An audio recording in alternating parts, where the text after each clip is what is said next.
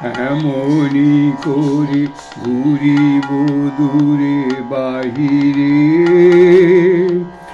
আর তো গতি নাহি রে মোর নাহি রে। এমনি করে ঘুরিব দূরে বাহিরে, আর তো গতি নাহি রে মোর নাহি রে।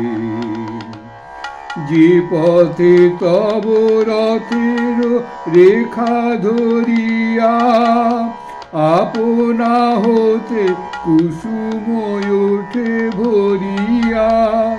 যে পথে তব রথের রেখা ধরিয়া, আপনা হতে কুসুম ওঠে ভরিয়া। চন্দ্র ছুটে সূর্য ছুটে সে পথ তলে পড়িব লুঠে। সবার পানে রহিব শুধু চাহিরে, আর তো গতি নাহি রে মোর নাহি রে।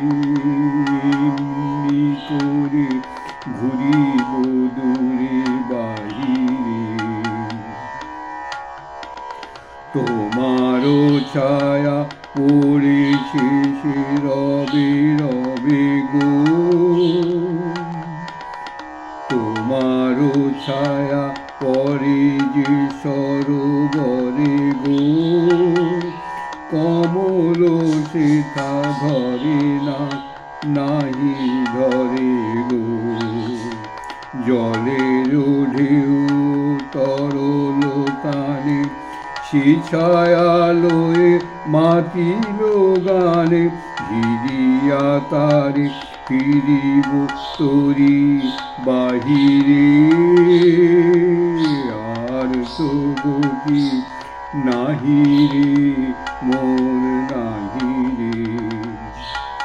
যে বাঁশি খানি বাজিছে তব ভবনে, সহসা তাহা শুনিব মধু পবনে। যে বাঁশি খানি বাজিছে তব ভবনে, সহসা তাহা শুনিব মধু পবনে। তাকায়ে রব দ্বারের পানে, সে তান খানি লইয়া কানে। বাজায় বীণা বেড়াবো গান গাহিরে, আর তো গতি নাহি রে মোর নাহি রে। এমনি করে ঘুরিব দূরে বাহিরে। এটা একটা বিশেষ প্রতিবেদন। আচ্ছা, আমার এইসব পড়াশোনা নিয়ে থাকি তো মাথার মধ্যে সব ঘোরে। যখন মনে হয় কথাগুলো আপনাদের শোনানো যেতে পারে, তখন আমি এটা বিশেষ প্রতিবেদন নাম দিয়ে একটা প্রতিবেদন করি। তো আজকের বিশেষ প্রতিবেদন হচ্ছে যে স্বামীজির কথা ধরেই যে পুরুষরা জগতের, আমাদের যে জগৎ পৃথিবী চালাবার জন্যে পুরুষদের যে কি বলবো অবদান, সে অবদান কিন্তু প্রত্যক্ষভাবে অনেক বেশি মনে হলেও পরোক্ষভাবে অবদান কিন্তু নারীরই চিরকাল। পরোক্ষভাবে নারীর অবদানটা পুরুষের অবদান চেয়ে অনেক বেশি। সেই বিষয় নিয়েই আমি আলোচনা করব। পুরুষ চিরকালই যা অধঃপতিত, যত অধঃপতনের কাজ পুরুষদের দ্বারা বেশি হয়েছে। এবং যেমন কৌরব পাণ্ডবের সভায় সর্বসমক্ষে তিনি হচ্ছেন প্রধান মহিলা, দ্রৌপদীর বস্ত্রহরণ করলো। কাদের সামনে করলো? সমস্ত পুরুষ, বড় বড় পুরুষের সামনে করলো। যতুগৃহ আপনার সেটা শুনেছেন, যতুগৃহ যা ব্যাপারটা পাণ্ডবদের যখন পুড়িয়ে মারবার চেষ্টা করলো। এবার অনেক কাণ্ডই করেছে। এই সকলেই পুরুষদের কাজ। পরে যিশুর সময় হত্যা করলো এই পুরুষ ব্রাহ্মণের দল। মুসলমান সাধুদের ওপর প্রচুর অত্যাচার হয়েছে, সবই পুরুষদের দ্বারা। গুরু নানক, গুরু গোবিন্দ সিং, এদের উপর অত্যাচার হয়েছে, ধর্মগুরু এরা, এদের উপর সব পুরুষ শাসিত রাজ্যে, পুরুষ শাসিত ক্ষমতায়। তবু ভারত তথা পৃথিবীর মানবিকতা প্রধানত নারীদের দ্বারাই সুরক্ষিত। কিন্তু এটা কিন্তু সবাইয়ের অলক্ষ্যে। ইতিহাসের গভীরে গেলেই তার বহু প্রমাণ পাওয়া যাবে। আপনি স্বামীজির বই পড়াশোনা করুন, শুধু স্বামীজির বই পড়লেই হবে, আর কি জানেন, স্বামীজির এই পত্রাবলী আমি যা পড়ছি সেগুলো শুনলেই হবে, সেখানেই আপনি খবর পেয়ে যাবেন। বারবনিতা মেরি, রাবেয়া, মুসলিম কি বলবো মহিয়সী নারী, মাতা মেরি, শ্রীমা, এরাই তো জগৎগুরু। স্বামীজি রামকৃষ্ণের আদেশের উপর সন্দেহ যখন হয়, যখন দেখলেন যে শ্রীরামকৃষ্ণ ইনডাইরেক্টলি বিদেশে ধর্মপ্রচার যেতে বলছেন, তখনও স্বামীজি কনফিডেন্সটা আসেনি। তখন মাকে লিখলেন, শ্রীমাকে। শ্রীমা বললেন হ্যাঁ তুমি যেতে পারো, ও ঠাকুরের ইচ্ছে সেরকমই। তখন স্বামীজি বিদেশে পাড়ি দিলেন। ঠাকুরের কথার উপর ভরসা করতে পারলেন না। তো এবারে যখন আমেরিকায় স্বামীজি পৌঁছলেন, তখন দেখা গেল আমেরিকাকে প্রথম চিনতে পারলো মহিলারাই। আর স্বামীজি যখন অর্থের অভাবেতে যখন বোস্টন ছেড়ে শিকাগো ছেড়ে চলে আসছেন, ভাবছেন ভারতে ফিরে আসবেন কিনা, বোস্টনে আসছেন, কারণ বোস্টন শহরে একটু সস্তার জায়গা, কম খরচের জায়গা, সেখানে যদি আর কিছুদিন থাকা যায়। সেখানে একজন নারী স্বামীজিকে নিয়ে গেছেন, এবং এক নারীর মাধ্যমেতেই ডক্টর রাইট এর সঙ্গে দেখা, ডক্টর রাইটের স্ত্রীর মাধ্যমে, এবং তারপরে স্বামীজি প্রচার করলেন। সুতরাং স্বামীজিকে কিন্তু চিনতে পেরেছেন আমেরিকাতে।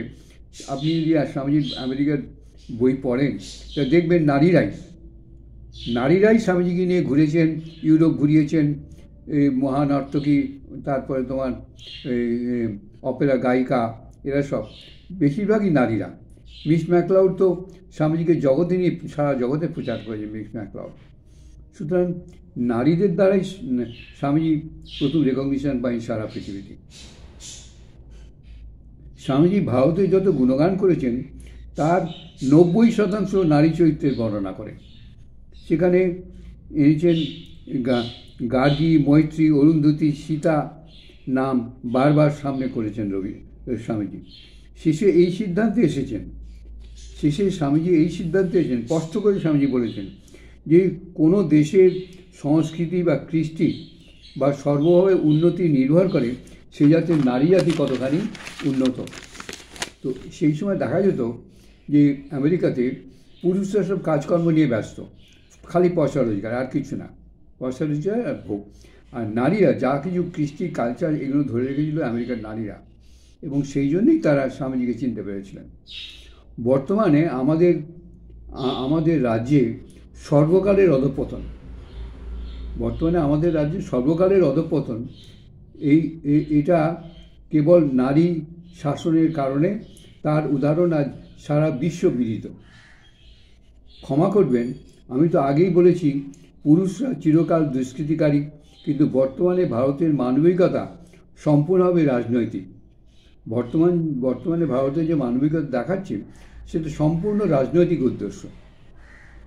দেশ গঠনের মানবিকতা, দেশ তৈরি করার মানবিকতা 1% চোখে পড়ে না যারা দেশ চালাচ্ছেন, যে সমস্ত আমাদের গোটা ভারতবর্ষে যারা চালাচ্ছেন, সেখানে দেশ গঠনের মানবিকতা 1 ফোঁটা চোখে পড়ে না।